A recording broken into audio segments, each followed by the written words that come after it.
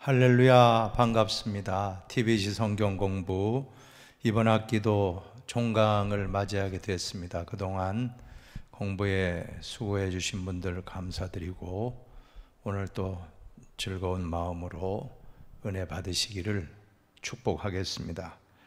오늘 제38강입니다. 성전 건립과 율법 갱신, 에스라 느헤미야서를 공부하기를 원합니다. 우리 같이 서론 부분을 같이 읽겠습니다. 에스라는 바사로부터 귀환한 이스라엘 백성들이 하나님의 성전을 다시 재건하고 느헤미야 총독의 선정 뒤에도 쉽게 아물지 않는 영적 폐허를 율법을 통해 야훼 신앙을 다시 살리는 회개 운동의 선구자입니다. 그래서 우리는 에스라서를 공부하면서 바벨론으로부터 귀환한 포로들이 어떻게 성전을 재건하고 신앙을 갱신했는가 하는 사실을 배울 수가 있습니다. 그리고 느헤미야는 에스라와 같은 시대의 사람인데 3차 포로 귀환 때 책임자로서 예루살렘에 돌아왔던 사람입니다. 이 책에는 허물어졌던 예루살렘의 성벽을 재건했던 일들이 담겨져 있으며 아울러 백성들의 신앙 회복을 위한 노력이 담겨져 있습니다. 생각을 여는 질문입니다. 첫 번째 질문 같이 해봅시다. 이스라엘의 포로 해방이 우연한 사건입니까? 아니면 하나님의 계획과 섭리 안에서 이루어진 것입니까? 여러분, 우연은 없습니다. 모든 것은 하나님의 계획과 섭리 안에 이루어진다라고 우리는 믿어야 합니다. 두 번째 질문도 같이 해보시겠습니다. 이것이 하나님의 섭리와 계획 안에서 이루어진 일이라면 이러한 놀라운 사건들은 우리의 삶 안에서도 가능한 것입니까? 가능한 줄로 믿습니다. 우리의 삶 속에도 하나님의 섭리와 구체적인 계획이 우리의 모든 삶을 이끌어 나간다는 것을 우리는 깨달을 수밖에 없습니다. 세 번째 질문도 해봅니다. 성전 재건에 이어서 신앙의 갱신이 있었던 것은 무엇을 말해 줍니까? 오늘 성경 공부를 하는 목적, 핵심이 바로 여기에 있습니다. 눈에 보이는 성전 재건, 그것이 전부가 아니고 여기에 뒤이어지는 신앙을 새롭게 하는 신앙의 갱신이 반드시 일어나야 한다는 것입니다. 네 번째도 같이 질문합니다. 눈에 보이는 아름다운 예배당으로 만족할 수 있습니까? 예배당은 물론 필요합니다. 건물도 있어야 됩니다. 그러나 건물은 본질이 아닙니다.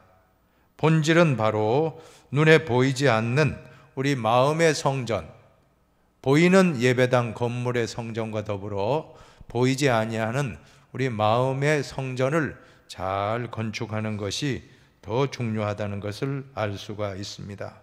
이제 용어의 정의입니다. 고레스라고 하는 왕을 보시면 고레스는 바사, 페르시아의 왕으로서 주전 539년 바벨론 왕국을 정복하고 새로운 페르시아 왕국을 건립한 자로서 이방인이지만 하나님의 기름 부음 받은 자라고 하는 칭호를 받고 있습니다.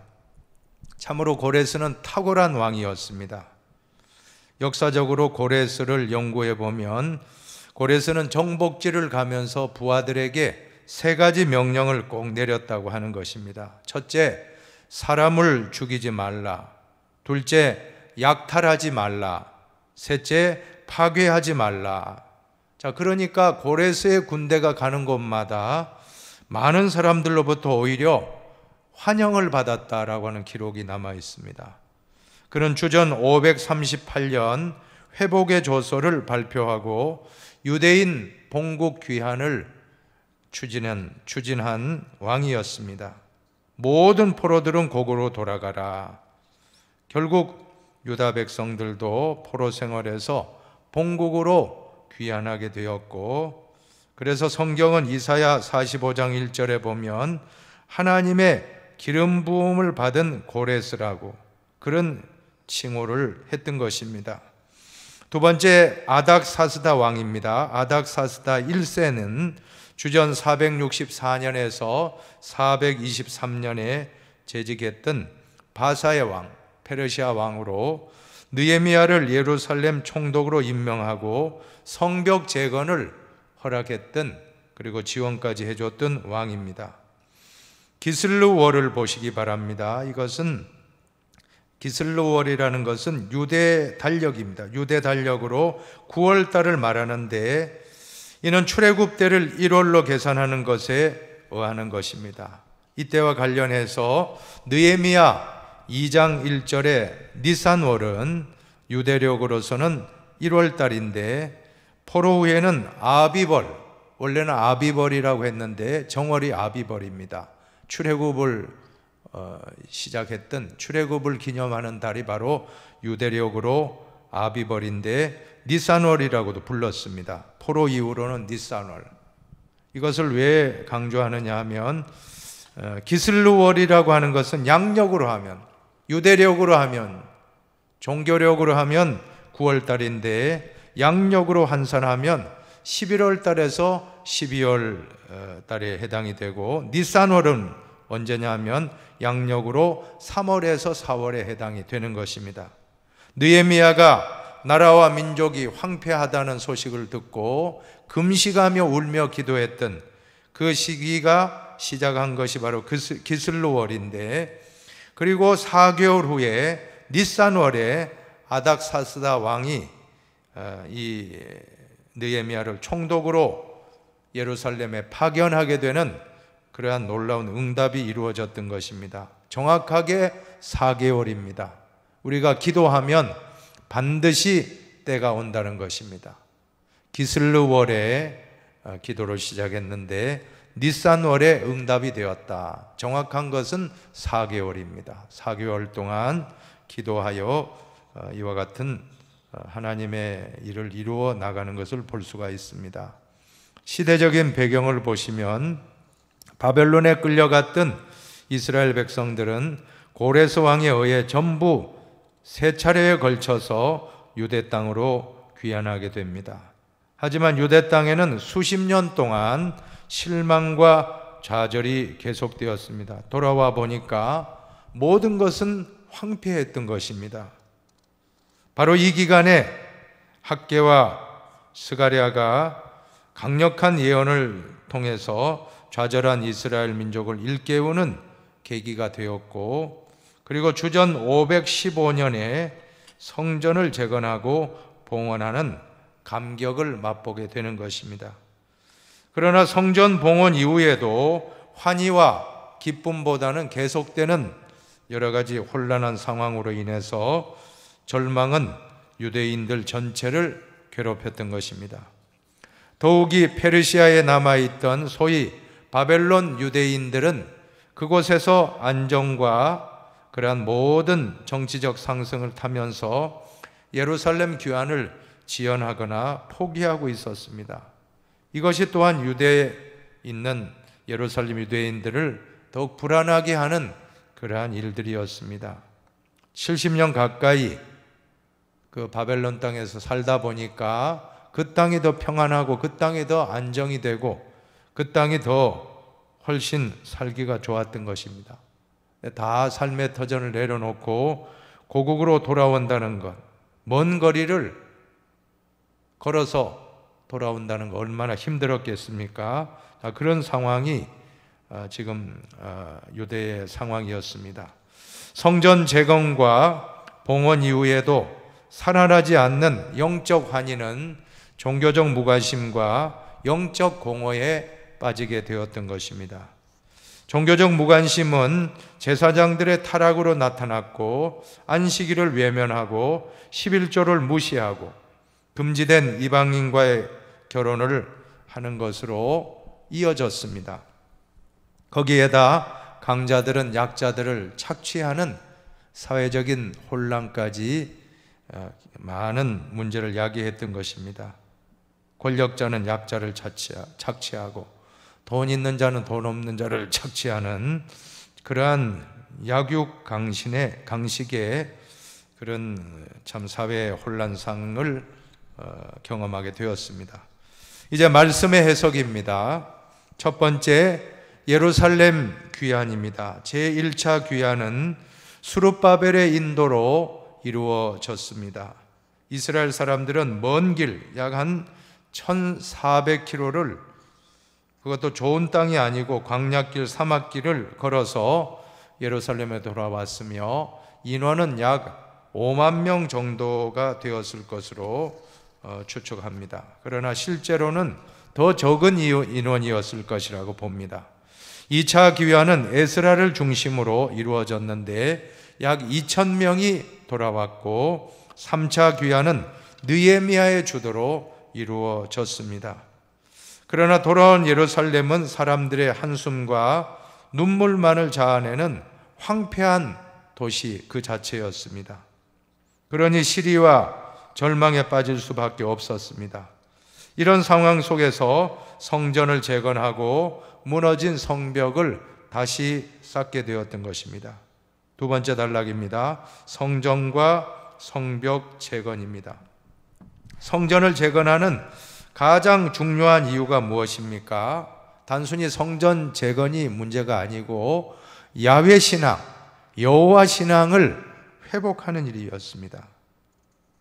여러분, 성전을 재건하는 일은 단순히 눈에 보이는 성전, 건물을 세우는 것이 목적이 아니라 잃어버린 야훼 신앙을 되찾는 것이 목적이었다는 것입니다.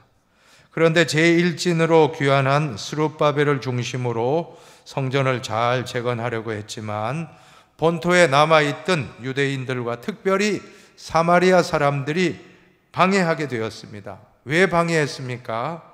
주도권 싸움 때문이었습니다. 헤게모니 쟁탈전. 어떻게 이렇게 중요한 성전 건축을 바벨론에서 포로로 돌아온 저자들이 할 수 있겠느냐, 텃세를 부린 것입니다. 그러나 주전 520년에 학개와 스가랴 선지자를 중심으로 18년 만에, 중단되었던 18년 만에 다시 성전 기초가 쌓게 되었던 것입니다. 그런데 에스라서 3장 12절에 보면 성전 기초를 다시 놓는 그 자리에서 늙은이들이 대성통곡했다는 말씀이 기록되어 있습니다. 반면 젊은이들은 환호하고 소리쳤다라고 기록합니다. 왜 나이 드신 분들이 대성통곡을 했습니까? 이들은 과거 솔로몬 성전의 웅장한 모습을 다 눈으로 보았던 분들이었습니다. 지금 성전은 규모도 작고 기술도 부족하고 초라하고 과거의 웅장한 솔로몬 성전에 비하면 제2차 스룹바벨 성전의 모습은 너무나도 볼품없었던 것입니다. 그래서 통곡했습니다. 자, 그런데 학개 선지자가 뭐라고 말씀합니까? 이 성전의 나중 영광이 이전 영광보다 크리라. 솔로몬 성전보다도 지금 비록 외모로는 부족하다 할지라도 오히려 더 하나님의 영광이 더 크게 될 것이다. 왜 그렇습니까? 포로 생활에서 돌아왔는데 돈이 있었겠습니까? 물질이 있었겠습니까? 자재가 있었겠습니까? 자, 이런 어려운 여건 가운데서도 헌신을 했다라고 하는 것입니다. 헌신은 쉬울 때, 넉넉할 때 하는 헌신보다는 어렵고 힘든 가운데 하는 헌신이 진짜 헌신이 될 것입니다. 총독 느헤미야는 무너진 예루살렘 성벽 중건 작업을 불과 52일 만에 완성하게 됩니다. 여러분, 리더십을 연구하려면 느헤미야서를 꼭 공부하시기를 바랍니다. 뿐만 아니라 바벨론 포로 이후 민족적 자긍심과 정체성을 잃어버리고 수치와 환멸에 빠져 있었던 유다 백성들에게 다시금 선민의식을 고취시켰습니다. 성벽 재건뿐만 아니라 하나님의 백성으로 리모델링 했던 것입니다.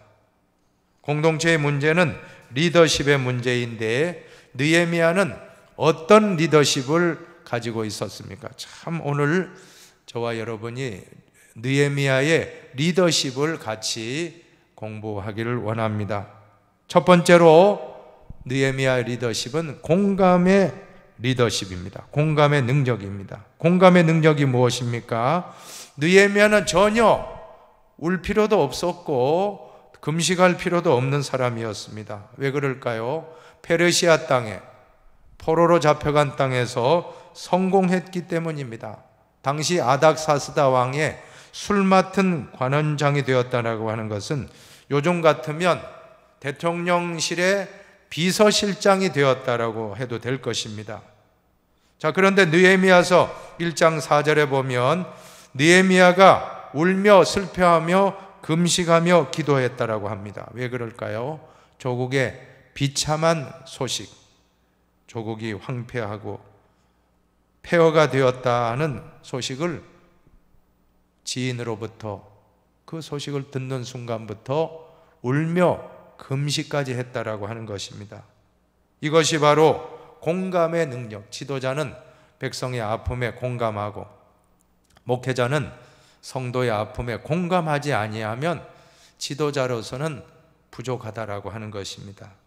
지도자의 첫 번째는 바로 공감하는 마음의 모습입니다. 두 번째, 느헤미야는 기도의 사람이었습니다. 조국의 비참한 소식을 듣고 난 다음에 어떻게 하면 좋을까? 그가 제일 먼저 할 수 있었던 것은 4개월 동안 뜨겁게 기도했습니다. 금식하며. 아까 서두에 말씀드렸죠. 기슬루월이라고 양력으로 11월에서 12월 사이에 기도하기 시작했는데 응답이 된 것이 바로 3월, 4월, 니산월에 응답을 받게 되는 걸 알 수가 있습니다. 자, 우리는 가장 중요한 영적 지도력이라 하는 것은 바로 기도에 있다라고 하는 것입니다. 이런 말이 있습니다. 영적 리더십은 깨어진 가슴과 꿇는 무릎에서 나온다. 깨어진 가슴은 바로 아파할 줄 아는 공감의 능력이라면 꿇는 무릎이라는 것은 바로 기도인 줄로 믿습니다. 기도하는 것이 영적 리더십의 핵심입니다. 그리고 세 번째 리더십은 정확한 타이밍을 포착하는 능력인 것입니다. 느헤미야가 왕의 수종을 드는데 왕이 딱 보니까 한눈에도 이 아닥사스다 왕이 느헤미야의 얼굴이 수심이 가득했던 걸 알 수 있었습니다. 어찌하여 얼굴에 수심이 있느냐? 자, 때가 온 것입니다. 그때 느헤미야는 솔직하게 자기 조국의 현실을 이야기하면서 진술하자 그때 왕이 다시금 되묻습니다. 내가 내게 무엇을 해주기를 원하느냐? 그때 잠깐 묵도했다고 합니다. 성경에 보면 느헤미야 2장에 보면 잠깐 묵도 한 1초. 그때 왕 앞에서 뭐 통성 기도를 하겠습니까? 왕 앞에서 뭐 대표 기도를 하겠어요? 왕 앞에서 뭐 1분 동안 가만히 있었겠습니까? 1초, 1.5초, 2초 그 어간에 가만히 묵상하고 이제 말을 하게 되는데, 왕이시여 저를 고국으로 돌려보내서 무너진 성을 재건하게 하여 주시옵소서. 참 절묘했습니다. 그 기도, 1초의 기도가 능력이 나타난 것입니다. 아닥사스다 왕을 감동시켰고 총독으로 느헤미야를 총독으로 임명하여 무너진 성벽을 재건토록 임무를 받고 나가게 됐던 것입니다. 자, 이 모든 건 기도입니다. 기도하고 4개월 동안 기도했고 또 마지막 결정적인 순간에 1초, 2초 잠깐 묵도하고 말을 했을 때 4개월의 금식 기도와 또 묵상 기도하고 잠깐 기도하며 하나님 도와달라고 하고 말을 했을 때 그 말이 하나님의 도우심으로 왕의 마음을 감동시켰던 것입니다. 그는 모든 것을 원하는 대로 예루살렘 총독으로 부임하여 유다 총독으로 예루살렘 성벽을 재건하는 사명을 감당하게 되었던 것입니다. 자, 네 번째로 지도자는 잘 쉴 줄 알아야 한다는 것입니다. 느헤미야 2장 11절에 보니까 내가 예루살렘에 이르러 머무른 지 사흘 만에 하는 말씀이 나와요. 사흘 동안 예루살렘에 머물렀다. 가자마자 막 살핀 게 아닙니다. 사흘 동안 머물렀더라. 사흘 동안 쉬었다. 어떻게 할 수 있습니까? 먼 길을 왔기에 분명히 피곤했을 것입니다. 아마 느헤미야도 잠깐 3일 동안 좀 쉬지 않았을까 생각할 수 있는데, 여러분, 지도자는 잘 쉴 줄 알아야 한다는 것입니다. 왜 그럴까요? 바쁘고 피곤하면 창조적인 아이디어가 나올 수가 없는 것입니다. 이런 말이 있습니다. 지도자가 취할 수 있는 최고의 지도력은 잠자는 것이다. 하나님, 내가 잘 테니까 하나님 책임져 주세요 하고 때로는 하나님께 맡기고 잠자야지. 꼬박 잠 안 자고 건강 다 잃고 창조적 아이디어도 나오지 않습니다. 잠자는 가운데 회복시켜 주시고 다시 새벽에 일어나서 하나님 주시는 아이디어를 받아 주의 일을 감당한다는 것이 얼마나 큰 축복입니까? 그래서 하나님은 사랑하는 자에게 잠을 주신다라고 말씀하는 것입니다. 자, 다섯 번째, 위임과 분담의 능력입니다. 느헤미야 3장을 보면 가장 많이 나오는 단어가 무엇입니까? 그 다음이라는 것은 바로 28번 나와요.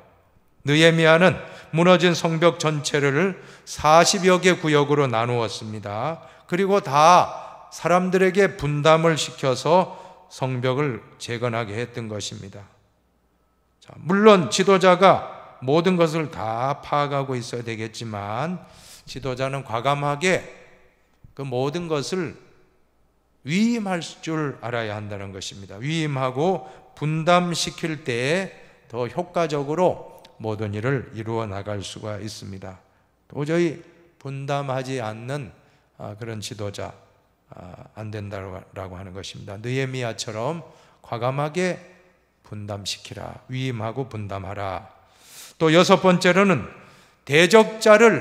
적대자를 다루는 능력이 바로 지도력입니다. 공사가 시작되니까 사방에서 조롱과 비방이 나타났습니다. 4장 3절에 보면 이 성을 쌓는 것을 보니까 여우가 올라가도 무너질 것이다. 얼마나 힘 빠진 소리입니까? 얼마나 힘 빠져요. 참 지도자는 어떤 때는 이유 없이 조롱을 당하고 비방을 당하고 모욕을 당할 때도 있다라고 하는 것입니다. 그러나 느헤미야는 맞대응하지 않습니다. 또 여러 사마리아의 그 모든 악한 반대자들, 적대자들을 다 공격을 막아내기 위해서 바로 한 손에는 무기를 들고 한 손에는 모든 공사 장비를 들고 정말로 초긴장 상태에서 최선을 다했던 것입니다.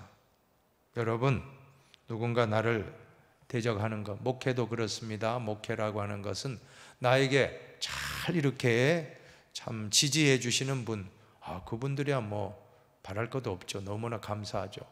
그러나 목회라는 건 무엇입니까? 나를 반대하는 사람들을 어떻게 잘 합력하여 선을 이루는가, 그것이 관건인 것입니다. 그것이 바로 포용력이고 지도력이고 그것이 바로 하나님의 영적 리더십입니다. 인간의 힘으로 안 됩니다. 모세가 그 40년 동안 60만 대군 이끌고 나갈 때 얼마나 고통이 많았습니까? 수시로 이스라엘 백성 원망하고 돌을 들어서 모세를 쳐 죽이려고 했습니다. 그때마다 모세는 엎드렸죠. 엎드려 기도하면 하나님이 역사해요. 하나님이 나타나셔서 그 상황을 다 해결해 주시고, 지도력은 목사가 영적 리더십을 주장한다고 되는 게 아닙니다. 하나님이 세워주십니다. 하나님이 흰돌교회 담임 목사에게 하나님은 영적 리더십을 주십니다. 저는 그 힘으로 지금까지 사역을 하고 있는 것입니다. 사랑하는 여러분, 언제나 하나님의 능력을 의지하여 반대가 있다고 할지라도 반대를 잘 다루는 것이 바로 리더십입니다. 그 리더십을 느헤미야를 통해 우리는 배울 수가 있는 것입니다. 자, 7번째로 사회적 모순을 개혁하라는 것입니다. 사회가 부정부리, 부패, 잘못된 관행, 또 부익부, 빈익빈, 정말 신해산 계약법의 핵심이 약자 보호법, 나그네를 보호하고 고아와 과부를 잘 돌보라 하는 것이 하나님의 뜻인데 전혀 지금 이 상황은 그렇지 못했다라고 하는 것입니다. 그래서 느헤미야는 성벽을 재건하는 것뿐 아니라 이와 같은 모든 사회적인 모순을 개혁하는 그러한 일들도 지도자로서 잘 감당했던 것입니다. 마지막으로 지도자는 어떤 사람입니까?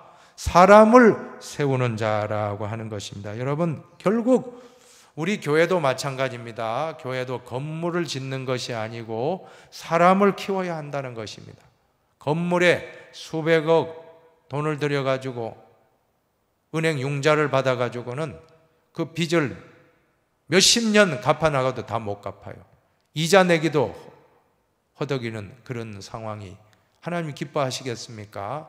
그 돈이 있다라면 그 돈으로 사람을 키우고 사람을 세우고 하나님의 선교 사업, 또 교육 사업, 또 하나님의 인재를 양성한 일에 수십억을, 수백억을 써야지. 건물에다가 수백억을 투자하고 후대에 계속 부담을 주고 그런다면 되겠습니까? 저는 그건 원치 않습니다. 우리 인도교장 너무 감사해요.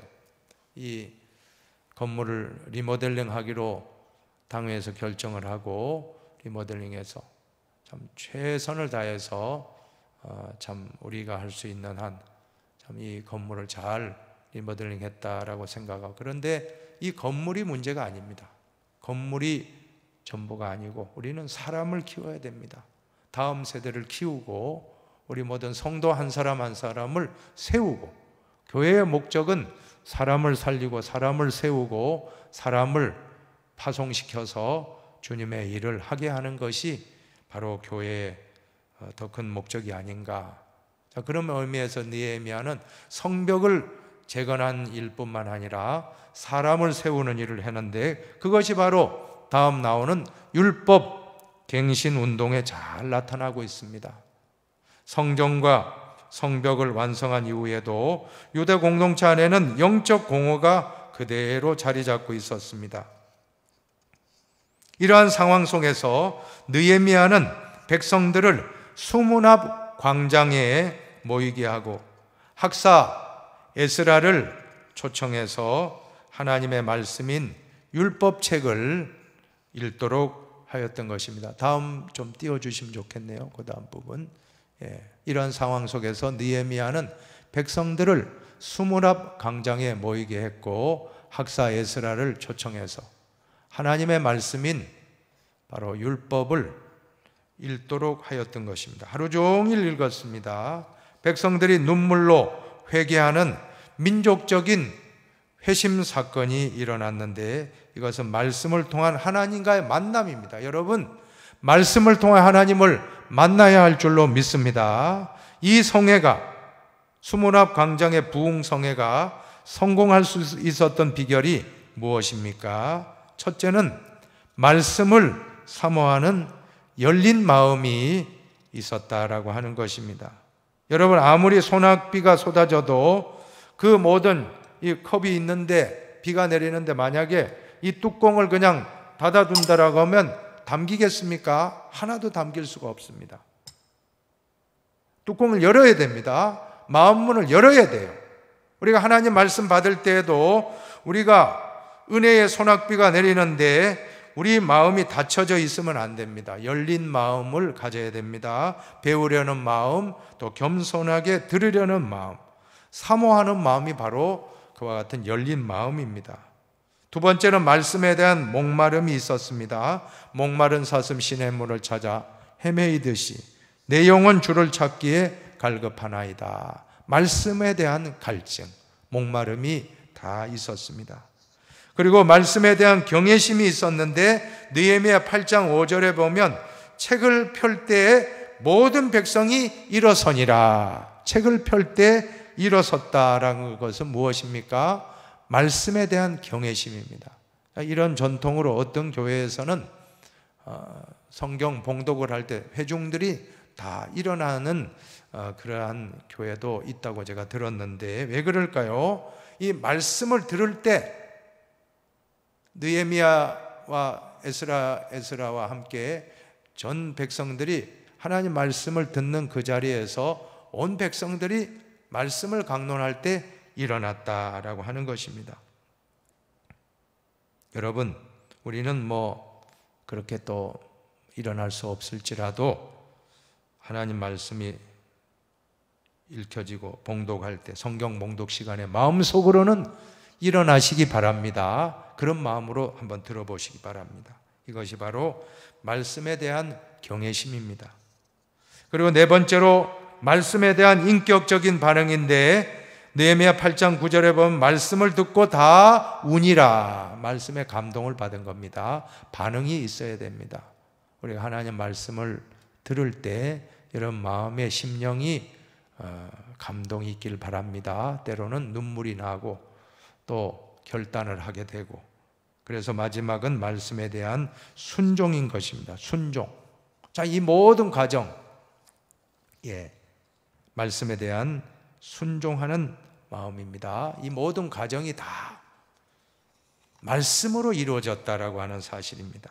여러분, 우리가 정말 신앙이 새롭게 갱신되는 것은 다른 거 없어요. 말씀밖에 없습니다. 이 교회 건물, 성전 건축, 이 건축도 중요하지만 건축보다도 더 중요한 것은 우리가 말씀으로 바로 세워지는 겁니다. 교회 건물이 세워지듯이 우리 한 사람 한 사람이 말씀을 사모하고 열린 마음으로 듣고 또 목마르게 사모하고 말씀에 대한 경외심을 가지고 또 말씀에 대한 인격적인 반응을 하고 또 순종할 때에 진짜 우리의 신앙은 새롭게 갱신되는 것입니다. 이제 신학적인 의미를 보시기 바랍니다. 첫 번째로 역사를 주관하시는 하나님이십니다. 유다 백성들이 바벨론의 포로가 되고 또한 포로로부터 해방된 것은 우연이 아니라 하나님의 섭리요, 역사요, 은총의 산물이라고 하는 것입니다. 그리고 이미 70년 후에는 고국으로 돌아오리라는 예레미야를 통하여 주신 그 약속하신 말씀대로 그대로 이루어진 것입니다. 말씀대로 이루어진 것입니다. 그러므로 하나님은 역사를 주관하시고 관할하시는 역사의 주인이신 것을 에스라와 느헤미야는 증언하고 있다라고 하는 것입니다. 이러한 역사뿐만 아니라 우리 개인의 가정이나 개인의 모든 삶도 하나님이 주인이시다, 하나님이 주관하신다라고 믿고, 지금 우리가 코로나에 2년 반 동안 참 큰 고생을 하고 있는데 이 코로나조차도 하나님이 다 알고 계십니다. 하나님이 허락했기 때문에 이러한 고난도 온 것입니다. 우리는 하나님의 섭리와 하나님의 계획과 하나님이 주관하시는 것을 믿고 때를 기다려야 할 줄로 믿습니다. 이제 두 번째로 구약에 나타난 최후 사건과 증언인데, 사실 구약 성경에 말라기 예언이 마지막으로 우리는 생각하는데 실제로 에스라와 느헤미야가 최후의 구약의 증언자들이라고 하는 것입니다. 왜 그럴까요? 그것은 바로 모든 사건의 마지막이라고 하는 것입니다. 성전 건립과 봉헌, 성벽 건립과 봉헌, 그리고 율법의 갱신이라는 일대 종교개혁을 주도했던 에스라와 느헤미야는 구약의 최후의 증언자, 연대기적으로 하면 말라기보다도 더 후대로 보통 신학자들은 평가하고 있는 것입니다.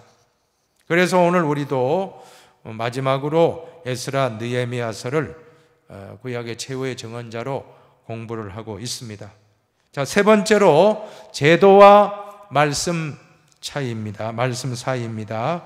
성경적 신앙이 가지는 가장 큰 딜레마는 신앙의 제도성과 말씀 사이의 갈등이다. 자, 그 다음 부분을 같이 한번 읽어볼까요?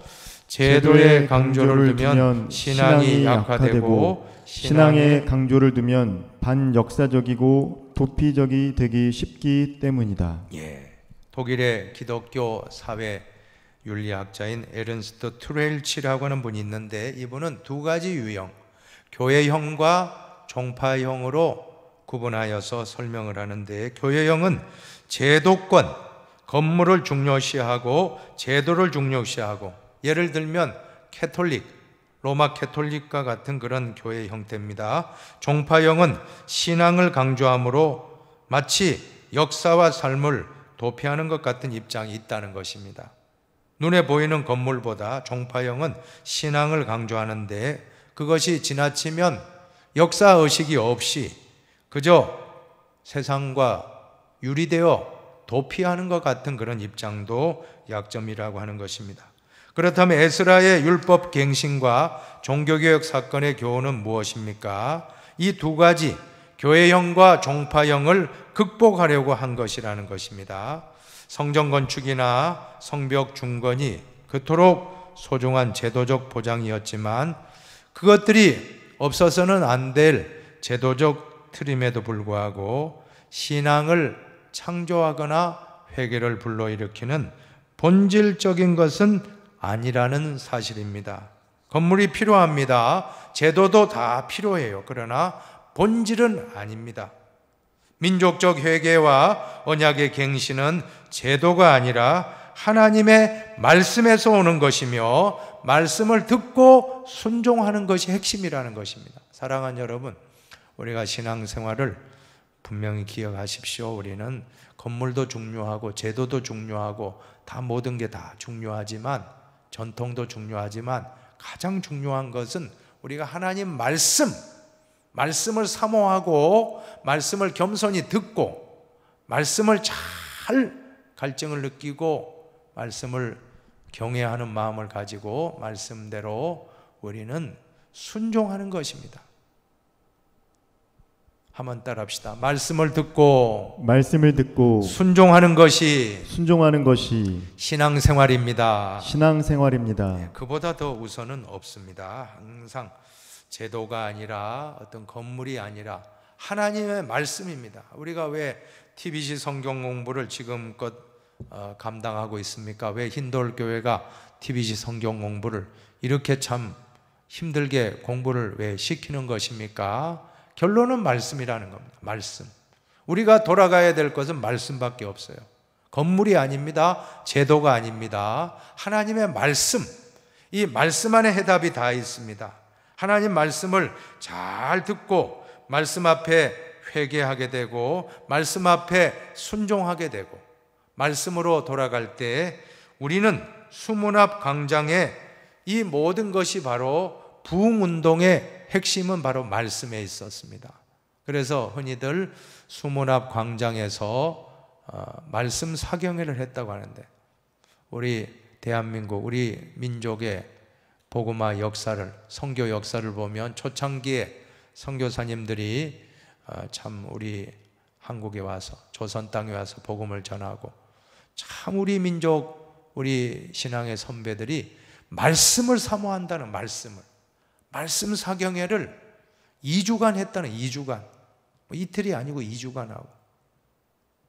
저도 어렸을 때 보면 말씀 사경회 한 5일씩 했던 기억이 납니다. 5일씩 하고.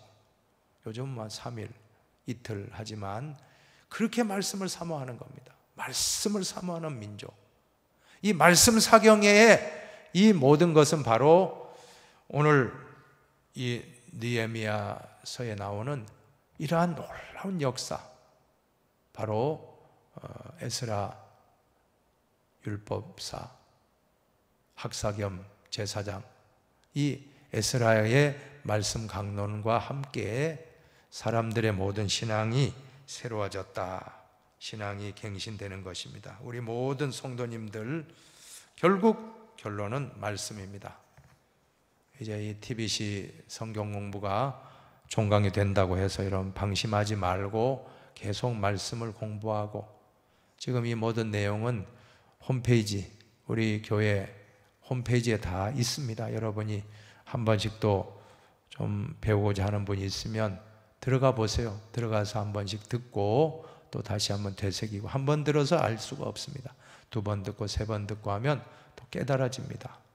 이제 70강, 오늘 38강 끝나지만 또 2학기 때 또 진행하고, 내년도에도 또 진행하고, 70강, 구약 40강, 신약 30강인데 아마 2학기 때는 신약 일부도 진행할 것입니다. 잘 구약 신약 70강을 다 우리 교회 홈페이지에 수록해 놓았으니까 지금 38강까지 되겠지만 여러분들이 수시로 공부를 하시길 바랍니다. 왜? 말씀밖에 없어요. 무너진 공동체, 성벽은 쌓을 수 있지만 무너진 신앙을 쌓는 것은 말씀밖에 없더라는 것입니다. 수모나 광장에서 하루 종일 말씀을 읽을 때 울고 회개하고 신앙이 갱신되었듯이, 우리도 하나님 말씀 앞에 돌아가면 우리 신앙이 갱신되게 되고 우리는 새로워질 수가 있는 것입니다. 말씀으로 돌아가시길 바랍니다. 이제 성찰과 나눔을 읽고 마칩니다. 첫 번째 같이 읽겠습니다. 이스라엘의 포로 귀환은 결코 우연한 일이 아니다.